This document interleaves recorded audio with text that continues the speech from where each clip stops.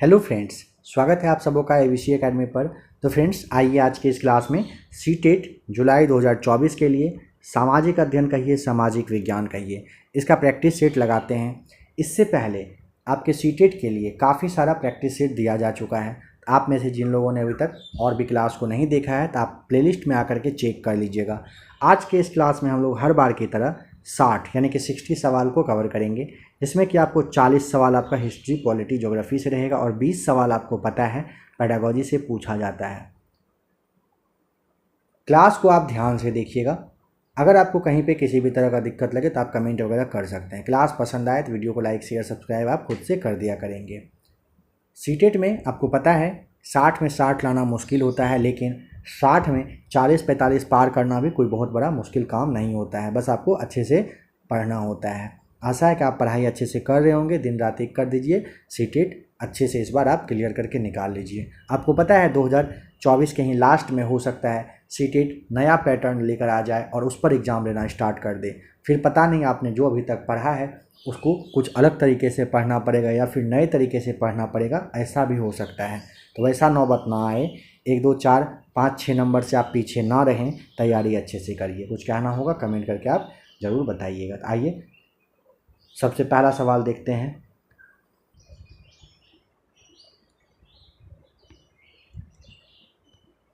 किस हड़प्पा स्थल से हड़प्पा लिपि के बड़े बड़े अक्षरों को पत्थरों में खुदा हुआ पाया गया है? ऑप्शन है मोहनजोदड़ो, लोथल, धौलावीरा या फिर हड़प्पा। देखिए यहाँ पर सही जवाब हो जाएगा आपका धौलावीरा। ऑप्शन नंबर 3 सही जवाब है। ध्यान देंगे धौलावीरा कहाँ पर है? गुजरात में है। ठीक है, यहाँ से क्या मिला है यह ध्यान रखिएगा। यहाँ से ना 10 चिन्ह वाला एक बहुत बड़ा सा अभिलेख मिला है। 10 तरह के चिन्हों वाला क्या मिला है? अभिलेख, बहुत बड़ा सा। स्टेडियम के बारे में पूछे बताना होता है, यहीं पर मिला है। और एक बात ध्यान रखिएगा, और जो हड़प्पा सभ्यता का शहर वगैरह जगह वगैरह था ना, वो सब 2 भाग में बटा हुआ था। आपने एनसीईआरटी में पढ़ा होगा। एक था निचला नगर और दूसरा था ऊपरी वाला वो नगर था। ठीक है, निचला नगर कहिए, ऊपरी नगर कहिए, निचला भाग कहिए, ऊपरी भाग कहिए। लेकिन धौलावीरा एक ऐसा इकलौता जगह है जहाँ से क्या मिला है, तो आपको बताना होता है 3 भाग में बटा हुआ ये जगह मिला है धौलावीरा। ठीक है, आप ऐसे याद रख सकते हो। वीरा, वीरा का मतलब हो गया वीर। वीर इंसान जो रहेगा वो 3 जगह बटा हुआ रहेगा। ठीक है, नेक्स्ट क्वेश्चन कह रहा है स्वर्ण चतुर्भुजीय महामार्ग निम्न में से किनको जोड़ती है? जो स्वर्णिम चतुर्भुज का नाम आपने सुना होगा, ये किसको किसको जोड़ता है? तो यहाँ पे ना ऑप्शन आप नहीं देखिए, सीधा याद कर लीजिए, शायद आपको याद भी होगा। जो मेन शहर है दिल्ली, मुंबई, चेन्नई और कोलकाता, चारों शहर अपने आप में काफ़ी फेमस है, आप जानते हो। ये आपका राजधानी है, मुंबई है, चेन्नई है, कोलकाता है। इसको आप ऐसे याद रखिएगा। शुरुआत में जो ब्रिटिश लोग आए थे, अपना जो कारखाना वगैरह बनाए थे, इस तरह से आप याद रख सकते हो इन सब का नाम। इन चारों को ही जोड़ने का काम स्वर्णिम चतुर्भुजीय मार्ग के थ्रू किया गया था। नंबर 93 कह रहा है तरंगे तब पैदा होती है जब, बताइए तरंग कब पैदा होती है? आपको ध्यान रखना होता है। चलिए ऑप्शन देखिए चारों। पहले, तरंग तब पैदा होती है जब समुद्री सतह पर पवन बहती है। दूसरा कह रहा है सूर्य एवं चंद्रमा पृथ्वी की सतह पर गुरुत्वाकर्षण बल लगाते हैं। तीसरा है समुद्र की सतह पर पानी का तापमान बढ़ जाता है। चौथा कह रहा है समुद्र की सतह पर गर्म और ठंडी जलधाराएं मिलती हैं। बताइए तरंग कब पैदा होती है? आपको यहाँ पर नंबर फर्स्ट ही टिक करना होता है, जब समुद्री सतह पर पवन बहती है। ठीक है, नंबर पहला सही जवाब हो जाएगा। नेक्स्ट क्वेश्चन कह रहा है निम्न में से कौन सा कृषि पर आधारित उद्योग नहीं है? नहीं है पर ध्यान रखेंगे, इस पर ध्यान जाता नहीं है। तो पहला ऑप्शन कह रहा है कि वनस्पति तेल उद्योग, सूती वस्त्र उद्योग, मत्स्य तेल निर्माण उद्योग या फिर चर्म उद्योग। कौन सा है जो कृषि पर आधारित उद्योग नहीं है? देखिए पहला ऑप्शन वनस्पति तेल उद्योग, ये ना कृषि पर आधारित उद्योग है। सूती वस्त्र उद्योग यह भी है, चर्म उद्योग यह भी है, लेकिन मत्स्य तेल निर्माण उद्योग जो है यह नहीं है, ध्यान रखिएगा। जहाँ पर आप इस बात को ध्यान रख सकते हो, कृषि आधारित उद्योग कैसा उद्योग होता है, तो उस तरह के उद्योग को कहते हैं जहाँ पर कच्चा जो सामान होता है, कच्चा माल के लिए ना कृषि उत्पाद पर अगर आप निर्भर हैं तो। भारत में अगर बात करें कृषि आधारित उद्योग में क्या क्या आता है, तो आपको कपड़ा, कागज, चीनी, ये सब बताना होता है, ये सब आता है। ठीक है, मत्स्य यहाँ पर हो जाएगा सही जवाब। बताएंगे कि चालुक्यों का राज अवस्थित था कहाँ पर। चालुक्य राज कहाँ पर था? कृष्णा और तुंगभद्रा के बीच में, कावेरी नदी डेल्टा में था, पेन्नार एवं वेल्लार के बीच में था, या फिर इन सब में से कहीं नहीं था। आपको बताना होता है कृष्णा और तुंगभद्रा नदी के बीच में स्थित था। आपको ध्यान होगा दक्षिण भारत का काफ़ी फेमस राजवंश में चालुक्य राजवंश आता है, और इसकी स्थापना किसने किया था अगर यह पूछे तो पुलकेशिन बताना होता है, पुलकेशिन प्रथम ने किया था। नंबर पहला सही जवाब है। बताएंगे कि भूगोलवेत्ता अल अदरीशी, इन्होंने ना दुनिया का एक नक्शा बनाया था। बताना है कि भारतीय उपमहाद्वीप को जो दिखाया था, यह नक्शा उसने कब बनाया था। आशा है कि सवाल को आप समझ गए होंगे। एक भूगोलवेत्ता थे, नाम था उनका अल इदरीशी करके। इन्होंने दुनिया का एक नक्शा बनाया जिसमें कह रहा है कि भारतीय उपमहाद्वीप को भी दिखाया था। यह नक्शा उसने कब बनाया था? अगर आपको ध्यान हो, एक व्यक्ति थे जिन्होंने उल्टा नक्शा बना दिया था, एनसीईआरटी में आपने पढ़ा होगा, तो ध्यान रखिएगा 12वीं सदी यहाँ पर सही जवाब हो जाएगा। कब बनाया गया था? 12वीं सदी में। नंबर 97 कह रहा है सुल्तान महमूद गजनवी, टाइम उनका देख लीजिए। इन्होंने भारतीय उपमहाद्वीप का लेखा जोखा लिखने का काम किसे सौंपा था? उतबी को, बैहाकी को, अलबरूनी को, या फिर मिनहाज उस सिराज को? अलबरूनी यहाँ पर राइट आंसर हो जाएगा नंबर 4। ध्यान रखिएगा सुल्तान महमूद गजनवी ने भारतीय उपमहाद्वीप का लेखा जोखा लिखने का काम किसे दिया था? अलबरूनी को दिया था। नंबर 4 सही जवाब हो जाएगा। बताइएगा कि बेगमपुरी मस्जिद का निर्माण किसने करवाया था? बेगमपुरी मस्जिद का निर्माण किसने करवाया था? फिरोज शाह ने, नसरुद्दीन महमूद ने, गयासुद्दीन तुगलक ने, या फिर मोहम्मद बिन तुगलक ने? बेगमपुरी मस्जिद का निर्माण किसने किया था, किसने करवाया था? तो देखिए आप ना यहाँ पर शायद अगर कंफ्यूज होंगे तो आप ऐसे याद रखिएगा, तुगलक वंश के जो सुल्तान मोहम्मद बिन तुगलक थे, इन्होंने करवाया था 1336 में। अब ऐसे ध्यान रखिए, नाम क्या है? बेगमपुरी। बेगम मतलब आप समझते हो वाइफ, पत्नी के बारे में कहा जा रहा है। बेगमपुरी, बेगम के चक्कर में जो अगर आप पढ़ेंगे तो आपके साथ तुगलक मतलब ये गलत हो जाएगा, बिना किसी बात का गलत हो जाएगा, इसे याद रखिएगा। ठीक है, बेगम मतलब आप समझ ही गए होंगे, समय से पहले कहीं मतलब नहीं पढ़ना होता है। तो मोहम्मद बिन तुगलक। नंबर 99 कह रहा है कि औरंगजेब को अनेक विद्रोहों का सामना करना पड़ा, निम्नलिखित में से उन विद्रोहों की सूची बनाइए।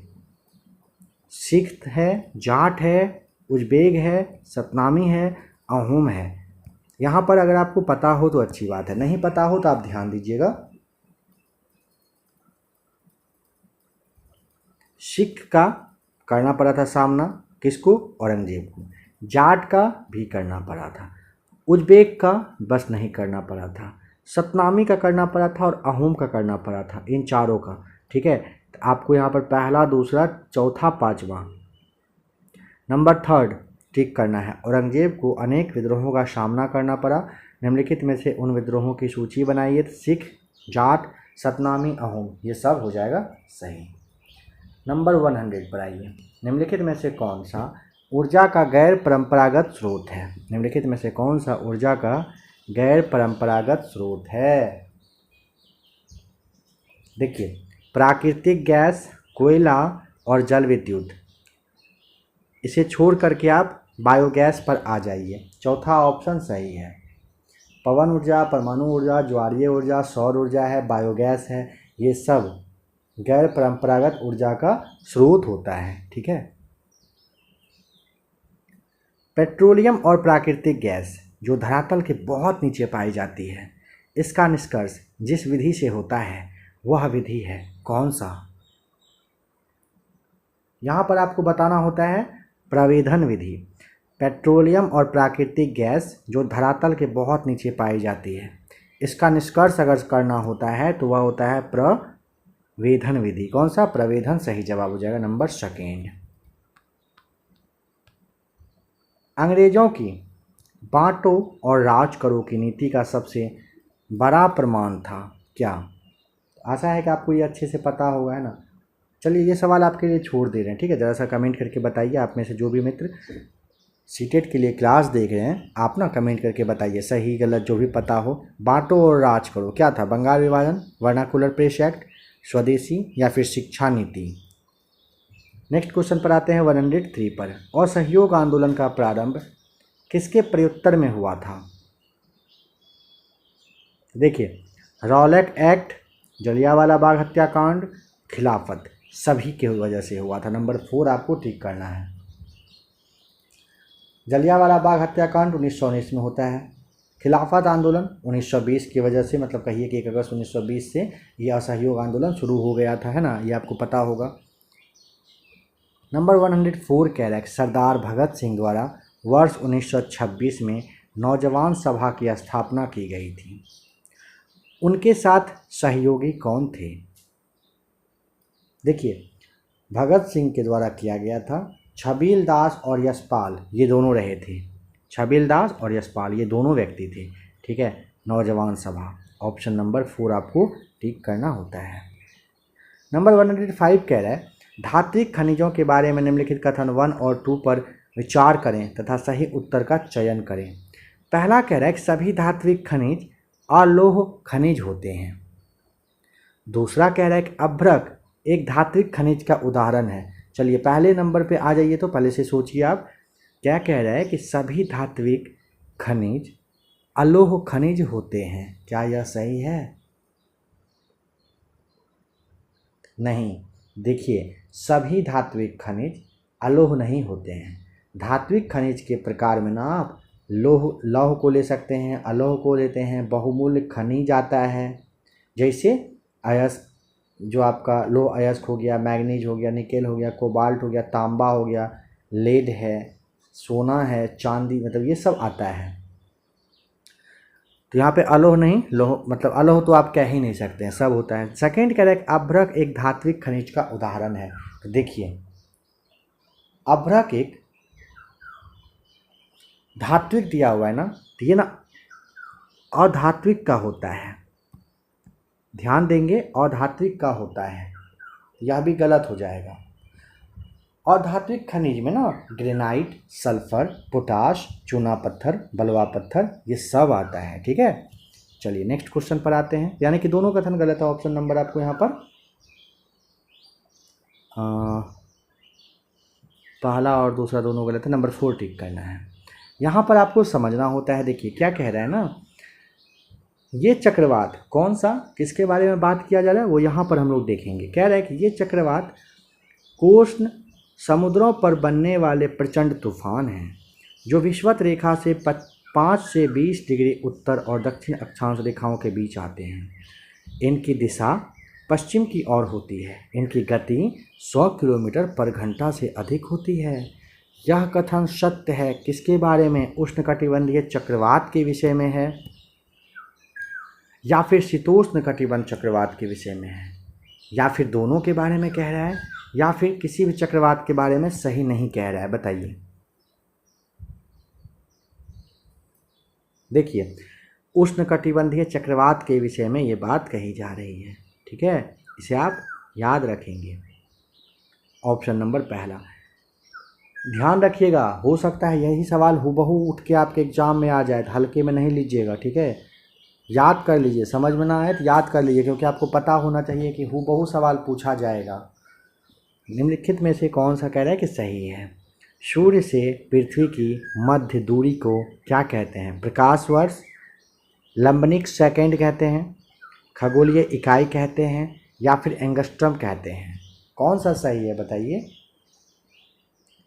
आपको पता है ना, एक खगोलीय वर्ष में 15 करोड़ किलोमीटर होता है, इसीलिए सूर्य से पृथ्वी के मध्य की दूरी जो है ना, एक खगोलीय वर्ष कहलाती है। लेकिन प्रकाश वर्ष के बारे में ध्यान रखिएगा, प्रकाश वर्ष भी दूरी मापक है। एक प्रकाश वर्ष में प्रकाश के द्वारा जो एक साल में तय किया गया दूरी होता है ना, वही होता है। यहाँ पे आपको नंबर तीसरा वैसे ठीक करना है, खगोलीय इकाई होता है, खगोलीय इकाई कहते हैं। कह रहा है कि भारत में ब्रिटिश राज के संदर्भ में निम्न कथन पर विचार करें और सही विकल्प को चुनें। भारत में ब्रिटिश राज के संदर्भ में कह रहा है, ठीक है, देखते हैं। पहला कह रहा है कि मध्यम मार्गियों ने मांग की कि सिविल सेवा परीक्षा भारत में भी आयोजित की जाए। सेकेंड कह रहा है, इसका जो तर्क दिया है, तर्क यह है कि उनकी यह मांग, यह जो है महत्वपूर्ण मांग थी कि सरकार में भारतीय भी ऊंचे पद प्राप्त करें। बताइए क्या सही है। तो ध्यान रखेंगे, मध्यम मार्गियों ने मांग की कि सिविल सेवा परीक्षा भारत में भी आयोजित हो, और दूसरा उनकी यह महत्वपूर्ण मांग थी कि सरकार में भारतीय भी ऊंचे पद प्राप्त करें। ठीक है, ऑप्शन नंबर पहला सही है। 109 कह रहा है प्रारंभिक स्तर पर एक शिक्षिका अपनी कक्षा में खनिजों के बारे में चर्चा करना चाहती है। निम्न में से किन उदाहरणों को उन्हें अपनी कक्षा में उपयोग में लाना चाहिए? तांबा का, अभ्रक का, नमक का, या फिर चूना पत्थर का? सभी का, किसका? देखिए, शिक्षिका को खनिज के बारे में चर्चा करना है ना, तो तांबा, अभ्रक, नमक, चूना, पत्थर, लोहा, इन सब के बारे में बताना होता है। अच्छा, खनिज क्या होता है? तो खनिज वैसा पदार्थ होता है जो इसे आप खान वगैरह से खोद करके निकालते हो, इसे आप ध्यान रखेंगे। नंबर 4 यानी कि सभी ऑप्शन यहाँ पर सही है। दोस्तों, यहाँ पे आपको मतलब थोड़ा सा कहना चाहेंगे कि आपको पता है कि सीटेट का एग्ज़ाम आपका बहुत ही पास होने वाला है, और आपके लिए मेहनत किया जा रहा है। 60 सवाल जो आपको बता रहे हैं, ये आपको मतलब क्लास देख के पता चल रहा होगा कि काफ़ी इजी वे में आपको बताया जा रहा है, बिल्कुल भी लेंदी नहीं कर रहे हैं। मतलब आपको ये सारे सवाल बताने के लिए खुद पहले कितना अच्छे से सोचना समझना पड़ा है, वो आपको शायद अभी नहीं समझ में आएगा, क्योंकि काफ़ी मेहनत किया जा रहा है इन सारे सवालों को बताने के लिए। आपको पता है कि सीटेट क्या ज़बरदस्त मतलब एग्ज़ाम होता है ना, 80 से 90 के बीच में सारे बच्चे अटक ही जाते हैं, मतलब मैक्सिमम अटकते हैं, 10% के आसपास ही रिजल्ट होता है। तो आपसे कहना चाहेंगे, यह जो मेहनत हो रहा है ना, आप अभी इस वीडियो पर देख रहे हो ना, कितने लोग देख रहे हैं। इस चैनल पे बहुत सारे मित्र जुड़े हुए हैं, लेकिन सीटेट के लिए कितने लोग क्लास देख रहे हैं वो आपको व्यू से पता चल गया होगा। तो आपसे आशा करेंगे कि आप वीडियो को ना, अगर आपके जान पहचान में कोई बीएड वाला ग्रुप हो, सीटेट वाला ग्रुप हो, तो प्लीज़ आप ज़रूर शेयर कर दीजिएगा। इसमें कंपटीशन तो होता नहीं है, तो ज़्यादा लोग देखना स्टार्ट करेंगे ना, तो क्लास तैयार करने में ना और मज़ा आएगा। आप सोच के देखिए ना, और सब वीडियो पे मतलब हज़ारों में व्यू जाता है, इसमें कितने लोग देख रहे हैं। सोचिए, क्या ये वीडियो तैयार करने का मन करेगा? आप सोचिए ज़रा सा, मन तो करेगा ना कि जिस पे ज़्यादा लोग देख रहे हैं वही वीडियो अपलोड किया जाए, उसी तरह का कंटेंट लाया जाए। लेकिन उसे रोक करके आपके सीटेट के लिए यहाँ पे क्लास आ रहा है, और कोशिश रहेगा हर दिन एक क्लास आपके लिए आए। हो सकता है कि लास्ट समय में ज़्यादा सवाल आपको करवाया जाएगा मास्टर वीडियो के रूप में। तो आपसे बस इतना ही आशा करेंगे कि आप ज़्यादा से ज़्यादा शेयर कर दीजिएगा, ताकि ज़्यादा लोग देखें। शेयर वहाँ करना है जहाँ पे सीटेट के स्टूडेंट हो, कहीं और भी नहीं करेंगे चलेगा। लाइक वगैरह आप खास करके कर दीजिएगा। आइए 110 पर देखिए, यहाँ पर ना उपरोक्त दशाएं किस फसल के उत्पादन हेतु उपयुक्त है? चावल, गेहूं, मक्का, कपास, चारों में से चुनना है। कह क्या रहा है? वर्षा 50 से 100 सेंटीमीटर इसको चाहिए होता है, तापमान 25 से 40 सेंटीग्रेड होना चाहिए, और काली मिट्टी होनी चाहिए। समझ गए होंगे शायद आप, काली मिट्टी से, है ना। आपको यहाँ पर बताना होता है कपास, कपास के लिए ये सब जरूरी होता है ना। चलिए आइए नेक्स्ट क्वेश्चन 111 पर आइए। कह रहे हैं कि सरकारी शिक्षण संस्थाओं में अध्ययन तथा सरकारी संस्थानों में नौकरी के अवसर में सहयोग हेतु किन आधारों को अपनाया जाता है? जाति, पारिवारिक आय, लिंग और व्यक्तिगत आय। बताइए। आपको पता ही है, कास्ट है ना, लगता है ना, सर्टिफिकेट बनवाते होंगे। पारिवारिक आय, इनकम कितना है? 8 लाख, 10 लाख, 15 लाख, वो फिर आप मेल हो फीमेल हो, ये भी ज़रूरी होता है। व्यक्तिगत आय की ज़रूरत नहीं होती है ना, व्यक्तिगत आय नहीं चाहिए होता। पहला, दूसरा, तीसरा सही है। 111 का नंबर 1 आपको टिक करना है। क्षेत्रफल के अनुसार महासागरों के सही अवरोही क्रम क्या है? देखिए, सबसे पहले आपका आता है प्रशांत महासागर, फिर आता है अटलांटिक, फिर आता है हिंद, और लास्ट में आपको आर्कटिक बताना होता है। ठीक है, इस तरह से सही जवाब हो जाएगा। याद कर लीजिएगा प्रशांत। देखिए ऐसे याद करिए ना, कोई आपका मित्र है, आरोही क्रम में पूछा है मित्र, उसका नाम ही प्रशांत है। फिर अटलांटिक है, प्रशांत जो है अटका रहता है आप ही के पास, आप ही के साथ रहता है। फिर आप हिंद बताओगे, और लास्ट में आर्कटिक। आर्कटिक तो आपको याद होगा ही, सबसे लास्ट में बताना होता है। चलिए यहाँ पर आपको सूची को मिलाना है। आइए इसे देख लेते हैं। अगर आपको जवाब पता हो तो आप वीडियो को रोकिए, अपना जवाब मिलाइए और फिर देखिए क्या यह सही आप जवाब इसका दे पा रहे हो। आइए हम आपको बता दे रहे हैं इसका राइट आंसर। सागौन, देखिए भारत के ना मध्य भाग में ये पाया जाता है। जैसे मध्य में कौन सा आता है, मध्य प्रदेश, महाराष्ट्र, कर्नाटक ले लीजिए, इन सब जगह पे ये पाया जाता है। तमिलनाडु भी आपका है, केरल है, आंध्र प्रदेश है, आप सब जगह कहोगे सागौन पाया जाता है। ठीक है ना, मध्य भाग में, मध्य भारत में। देवदार, देवदार, देव, देव कहाँ होगा, देव हिमालय पर्वत में है ना। देव कहाँ है, हिमालय की तराई।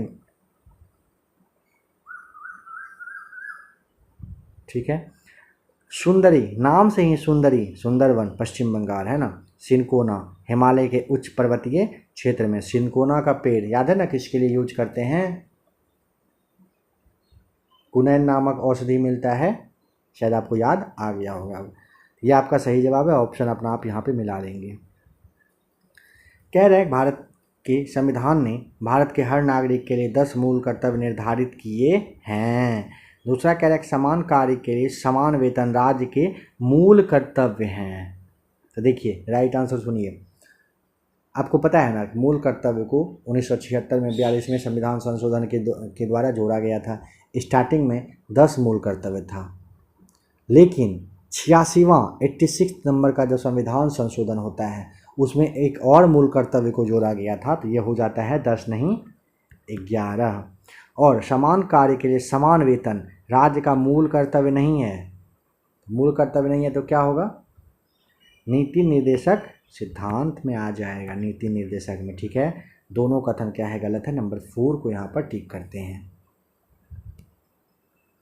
निम्नलिखित में से कौन भारत के राष्ट्रपति के निर्वाचक गण का तो भाग है परंतु उसके महाभियोग अधिकरण का भाग नहीं है। मतलब राष्ट्रपति चुनने के टाइम वो आते हैं, लेकिन जब महाभियोग लगाना होता है तो उनको साइड कर दिया जाता है। वह कौन है, लोकसभा है, राज्यसभा है, राज्य की विधान परिषद है, या फिर राज्य की विधानसभा है, बताइए क्या होगा सही जवाब।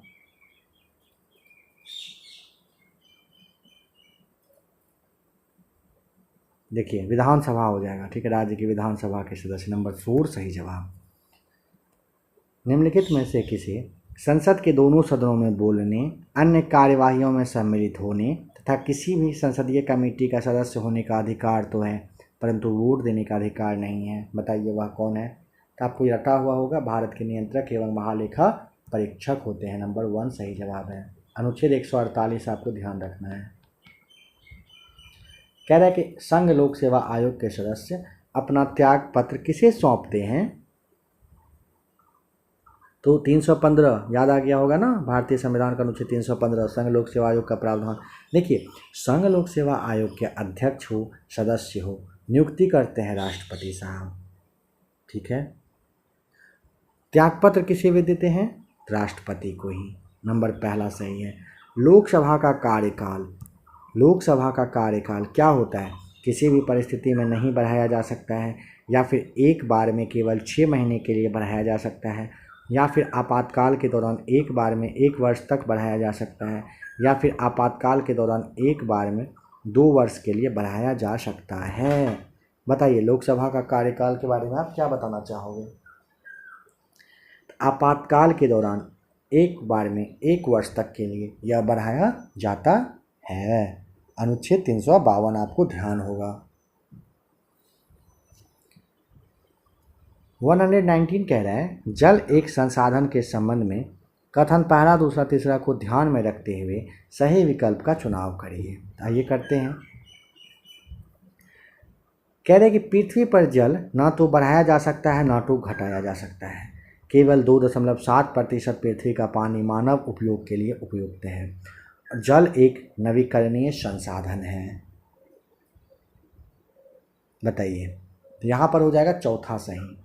सभी सही है, क्योंकि पृथ्वी पर जल को आप ना ही बढ़ा सकते हो ना ही घटा सकते हो। ठीक है, अपनी मर्जी से कुछ कर ही नहीं सकते हो।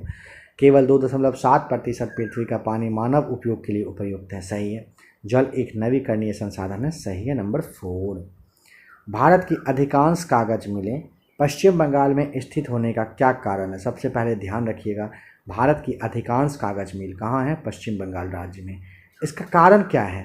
तो कारण देखिए, यहाँ पर नंबर 4 आप याद रख सकते हो, क्योंकि आपको यहाँ पर ध्यान रखना होता है कच्चे माल की पर्याप्त मात्रा में प्राप्ति होती है वहाँ पर।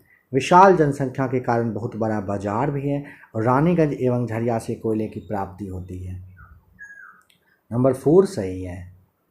कह रहे हैं कि बंजारों के संदर्भ में पहला और दूसरा कथन पर विचार करके सही उत्तर का चयन करिए।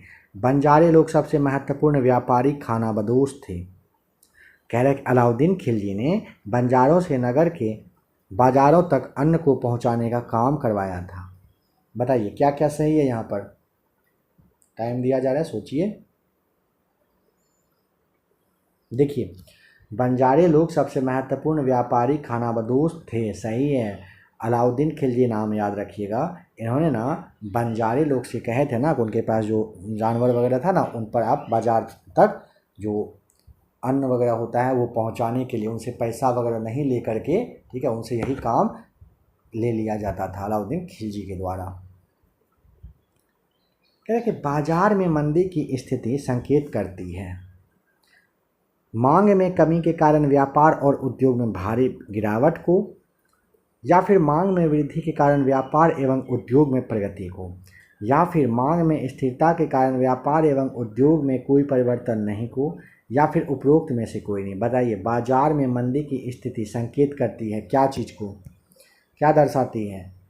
मांग में कमी के कारण व्यापार और उद्योग में भारी गिरावट को ये दर्शाती है।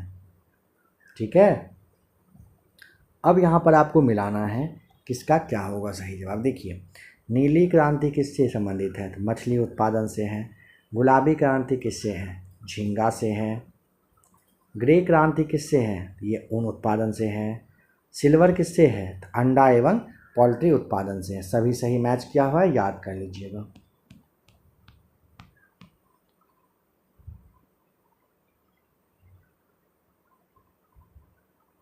ऑप्शन नंबर 4 हो जाएगा सही जवाब। कह रहे कि वायुदाब के संबंध में निम्न कथन में से कौन सा कथन सही है? वायुदाब के बारे में, पहला, समुद्र स्तर पर वायुदाब सबसे कम होता है। ऊंचाई पर जाने पर वायुदाब घटता है। उच्च तापमान वाले क्षेत्रों की वायु ठंडी होती है। कम तापमान वाले क्षेत्रों की वायु गर्म होकर ऊपर उठती है। बताइए, वायुदाब के संबंध में कौन सा कथन सही है? तो सही हो जाएगा, ऊंचाई पर जाने पर वायुदाब घटता है। घटता है ना, सही जवाब हो जाएगा यही।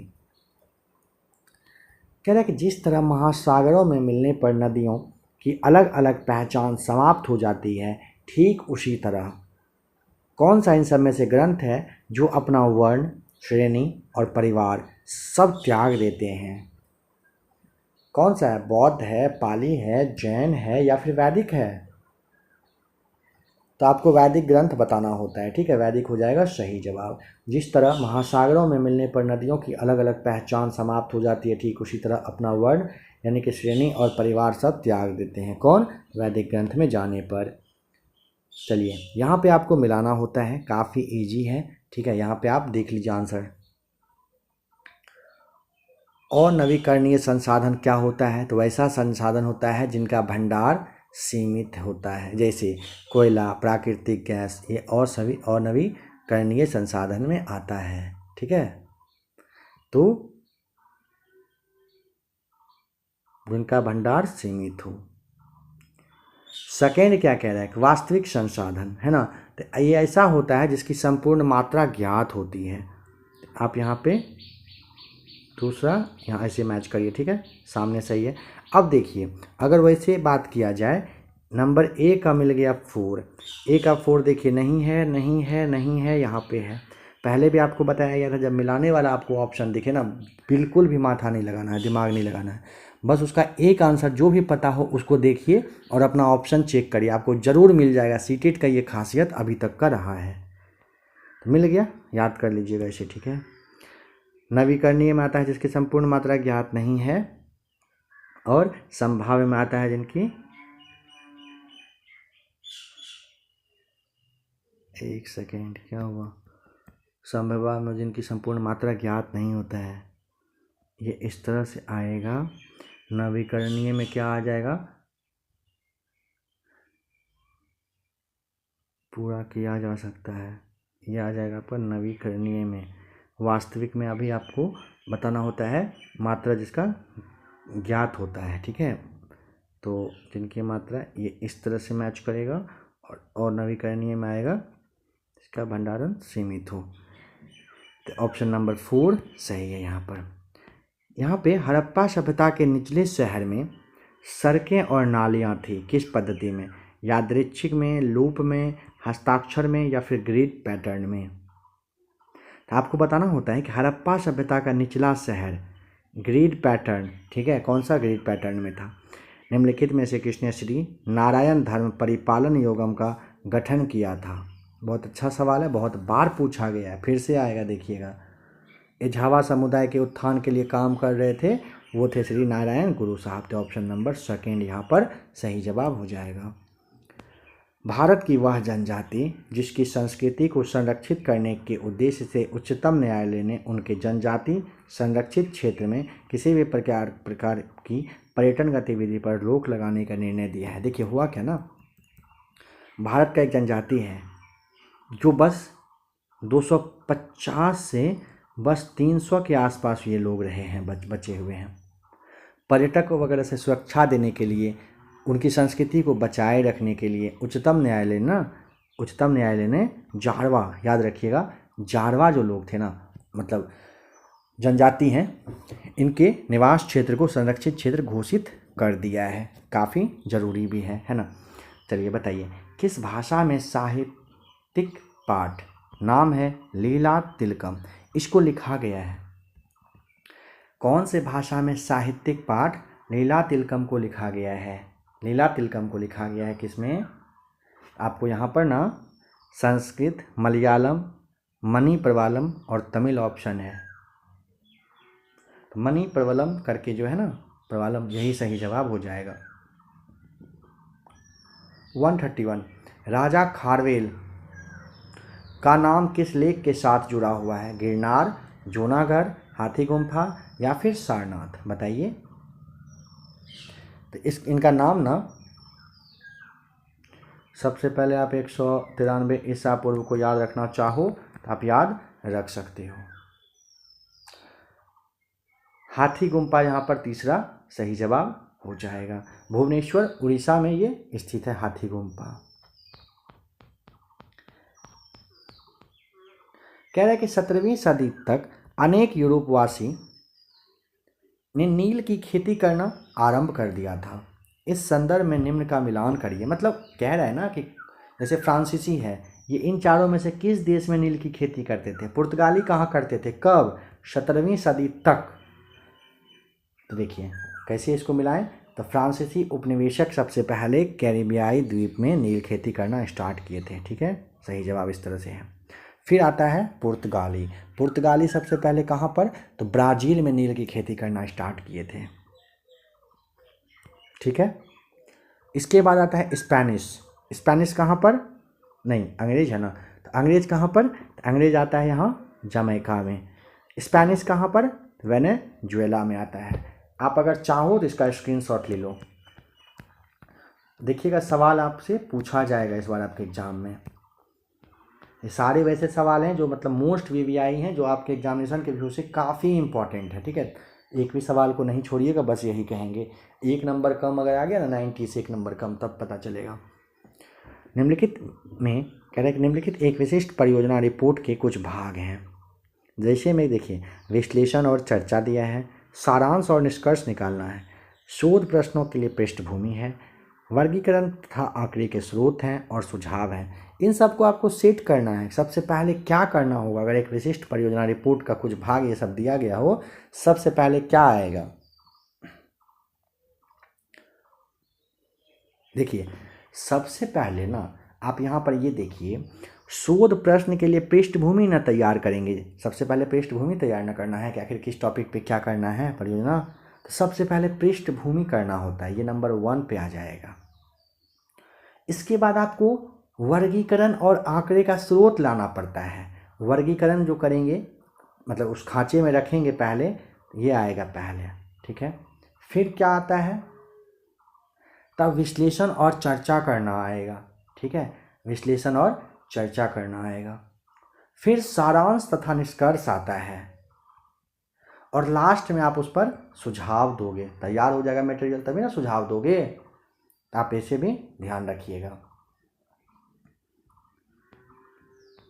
134 सामाजिक विज्ञान के बारे में सामान्य भ्रांत धारणाओं के संदर्भ में कथन ए और कारण को पढ़िए और सही क्या होगा चुनिए। कह रहे सामाजिक विज्ञान को पाठ्यचर्या में दूसरे विषयों की तुलना में कम महत्व मिलता है। क्या ये सही बात है?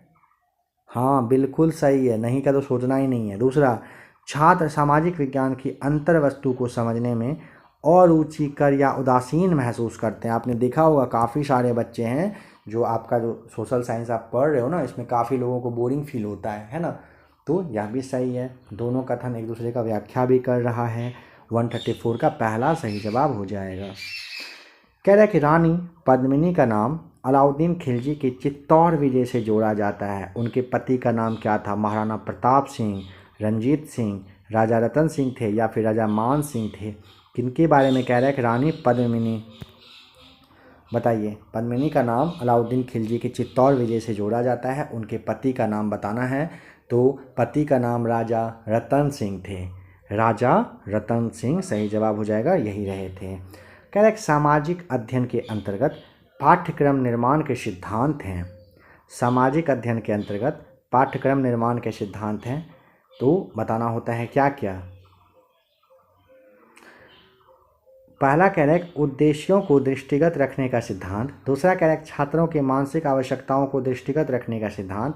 तीसरा कह रहा है एकीकरण का सिद्धांत। चौथा कह रहा है उपरोक्त सभी। तो देखिए सामाजिक अध्ययन के अंतर्गत पाठ्यक्रम निर्माण के सिद्धांत हैं, ऑप्शन नंबर 4 हो जाएगा। क्यों?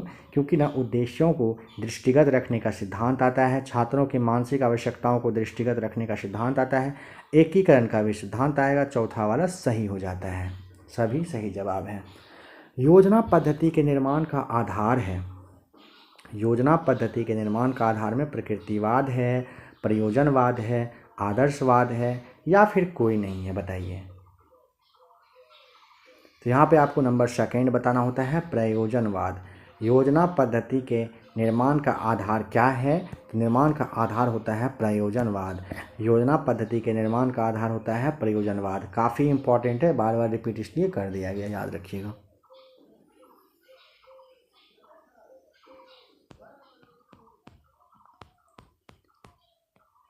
सामाजिक विज्ञान शिक्षण की कौन सी विधि प्रारंभिक कक्षाओं के लिए सर्वश्रेष्ठ मानी जाती है? समझिए, सोशल साइंस पढ़ाने का कौन सा विधि है? पाठ्यक्रम यानी पाठ आधारित पढ़ाओगे, प्रश्नोत्तर से पढ़ाओगे, कहानी से पढ़ाओगे या फिर सभी से पढ़ाओगे? ध्यान देंगे, प्रारंभिक कक्षाओं के लिए कहा था ना, तो कहानी विधि बेस्ट होगा ना। आप सोचिए ना, कहानी आपको नहीं पसंद आता है क्या? तो कहानी विधि क्या होता है? सबसे बेस्ट होता है प्रारंभिक कक्षाओं के लिए सामाजिक विज्ञान में, ठीक है। नंबर 139 कह रहे हैं सामाजिक अध्ययन का संबंध मानव एवं उसके भौतिक एवं सामाजिक पर्यावरण के बीच चल रही अंतःक्रिया से है। यह मानवीय संबंधों से संबंध है। ये किसका कथन है? जॉन ओमाइकलिस का है, कोलंबस का है, गांधी जी का है या फिर माध्यमिक शिक्षा आयोग का है? अगर आपने पहले पढ़ा होगा तो आपको मज़े से आपने जवाब सोच लिया होगा, नहीं फिर आपको दिक्कत हुआ होगा। यहाँ पर आप यहाँ पर ध्यान रखिएगा, सामाजिक अध्ययन का संबंध समझिए। सामाजिक अध्ययन का संबंध मानव एवं उसके भौतिक एवं सामाजिक पर्यावरण के बीच चल रही अंतःक्रिया से होता है। ये ना जॉन वो माइकेलिस का कथन है, ध्यान रखिएगा, ठीक है। मूल्यांकन के द्वारा जांच की जा सकती है, किस चीज़ का? तो देखिए, मूल्यांकन को ना आप बस जांच नहीं कहोगे, इसका काफ़ी मीनिंग होता है। छात्रों की शैक्षिक उपलब्धियों की, छात्रों की रुचियों की और अभिवृत्ति की, छात्रों के शारीरिक, मानसिक और नैतिक व सामाजिक गुणों की। तो यहाँ पे आपको नंबर 4, मूल्यांकन के द्वारा सभी चीज़ की जांच की जाती है, पता किया जाता है। कह रहा है 141 में निम्नलिखित में से कौन सा कथन उल्का पिंड के बारे में सही है? उल्का पिंड के बारे में, आइए देखते हैं। पहला कह रहा है कि ये सूर्य के चारों ओर चक्कर लगाने वाले पत्थरों के छोटे छोटे टुकड़े होते हैं। दूसरा कह रहा है यह केवल मंगल और बृहस्पति की कक्षाओं के बीच पाए जाते हैं। तीसरा कह रहा है इनके पास ऊष्मा तथा प्रकाश होता है। चौथा कह रहा है कि इनके आकार को भू आब कहा जाता है। बताइए क्या होगा? तो आपको पता होगा, आपने बहुत बार पहले पढ़ लिया होगा। उल्का पिंड सूर्य के चारों ओर चक्कर लगाने वाले पत्थरों के छोटे छोटे टुकड़े होते हैं। नंबर पहला सही है। नेक्स्ट क्वेश्चन नंबर 142 कह रहे हैं, सामाजिक अध्ययन शिक्षण के लिए किसी विधि का चुनाव करते समय शिक्षार्थियों की दृष्टि से आप हमेशा किस पक्ष का ध्यान रखेंगे?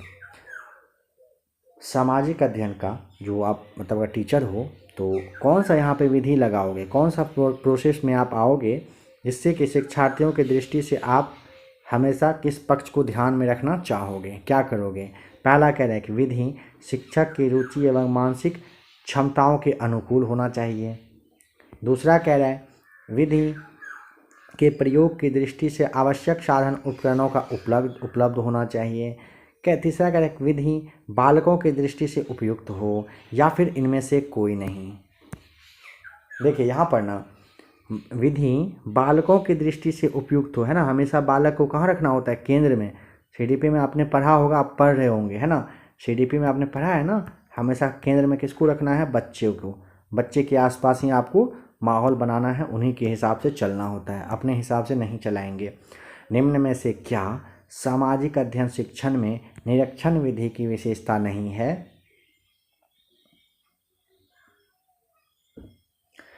कह रहे हैं निम्नलिखित में से क्या सामाजिक अध्ययन शिक्षण में निरीक्षण विधि की अविशेषता नहीं होती है? विद्यार्थियों में उत्साह पैदा करना, विद्यार्थियों के ज्ञान में अभिवृद्धि करना, समाज व घर में उत्तम संबंध स्थापित करना, समय की बचत ना होना।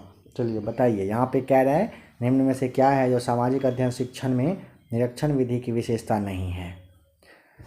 समय की बचत ना होना, ऐसा नहीं होता है, समय का बचत होना भी होता है, ठीक है। नंबर 4 यहाँ पे क्या है? गलत हो जाएगा। नेक्स्ट कह रहा है कि माध्यमिक स्तर तक सामाजिक अध्ययन को कहा जाता है। याद करिए, माध्यमिक स्तर में अगर आप पढ़ाई कर रहे थे, सामाजिक अध्ययन को हम लोग क्या कहते थे? सामाजिक विज्ञान कहते हैं, है ना। सामाजिक विज्ञान माध्यमिक तक कहा जाता है, ठीक है। क्यों? बताइए क्यों? क्योंकि इसमें भूगोल है, राजनीति शास्त्र है, अर्थव्यवस्था है, ये सब आ जाता है। 145 पर आइए। कह रहे सामाजिक अध्ययन शिक्षण के अंतर्गत सामूहिक विचार विमर्श हेतु किस विधि का आयोजन किया जा सकता है? समस्या विधि, कार्यगोष्ठी विधि, परियोजना विधि, या फिर स्रोत संदर्भ विधि। कह रहे सामाजिक अध्ययन शिक्षण के अंतर्गत सामूहिक विचार विमर्श हेतु, क्या कह रहे हैं? सामूहिक विचार विमर्श हेतु किस विधि का आयोजन किया जा सकता है? यहाँ पर आपको ध्यान रखना होता है, कार्यगोष्ठी विधि कहलाता है ये।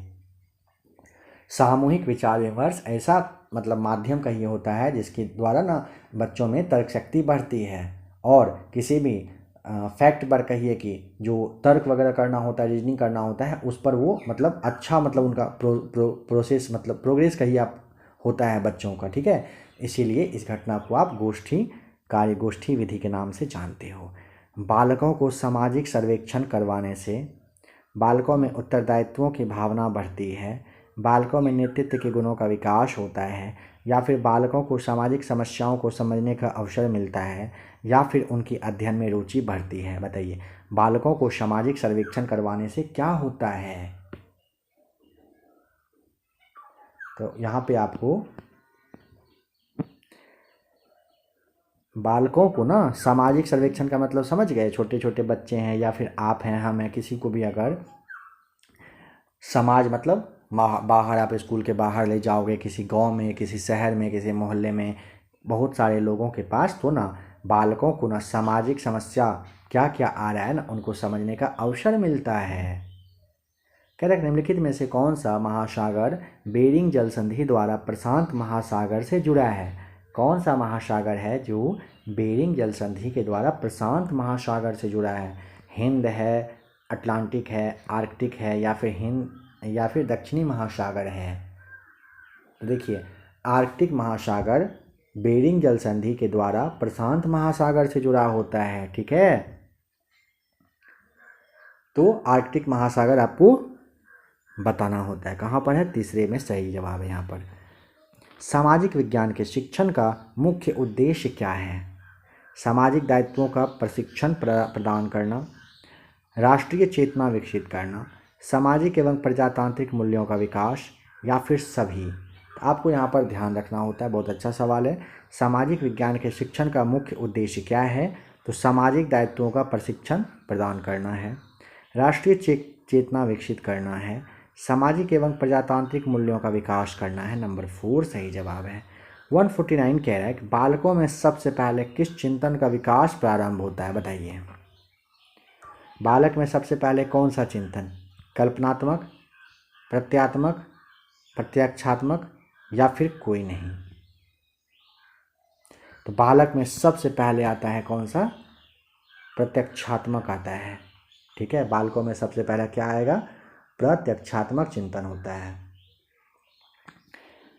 150 कह रहा है इतिहास के अवधिकरण यानी कि कालक्रम पर कथन पहला, दूसरा, तीसरा पर विचार करके सही उत्तर बताइए। कह रहा है कि अंग्रेज इतिहासकारों ने भारत के इतिहास को 3 युगों में बांटा था। दूसरा कह रहा है कि विभाजन धर्म के विचार पर आधारित था। तीसरा कह रहा है कि विभाजन में उपमहाद्वीप का जो उपमहाद्वीप है उसकी अपार विविधता की उपेक्षा की गई थी। तो देखिए यहाँ पर ना समझिएगा, अंग्रेज इतिहासकार ने भारत के इतिहास को 3 भाग में बांटा था। बिल्कुल सही है। हिंदू काल, मुस्लिम काल और ब्रिटिश काल के तहत बांटा था। ठीक है, किसने? अंग्रेज के द्वारा किया गया था। विभाजन आपको पता है ना, धर्म के आधार पर हुआ था ना, हिंदुस्तान पाकिस्तान बना था ना। तीसरा कह रहा है विभाजन में उपमहाद्वीप की अपार विविधता की उपेक्षा की गई। उपमहाद्वीप में काफ़ी कुछ ऐसा था जिस पे मतलब ध्यान दिया ही नहीं, बस बंटवारा कर दिया, ऐसे समझिए। तो पहला, दूसरा, तीसरा तीनों कथन सही है। 150 का नंबर फर्स्ट आपको यहाँ पर ठीक करना होता है। तो फ्रेंड्स, इस वाले बुक का यानी कि इस वाले सेट नंबर जो सेकेंड है वो यहाँ पे होता है समाप्त। आशा करता हूँ कि 40 सवाल आपको हिस्ट्री, पॉलिटी, ज्योग्राफी से और 20 सवाल आपके पेडागॉजी से बताया गया, और जहाँ तक हो सकता था बेस्ट से बेस्ट कई तरीके से आपको समझाने की कोशिश की गई है। कुछ कहना हो कमेंट करिएगा। बीच में आपको लाइक, शेयर, सब्सक्राइब के बारे में कह दिए थे तो वो आप खुद से कर दीजिएगा, बार बार उसके लिए तो नहीं कहेंगे। थंबनेल यहाँ पर आपको शो कर रहा है, इसे टच करके देखिए। प्लेलिस्ट आपका बना हुआ है, उसे भी आकर के आप देख लीजिएगा, और भी अगर आपको प्रैक्टिस सेट लगाना हो तो।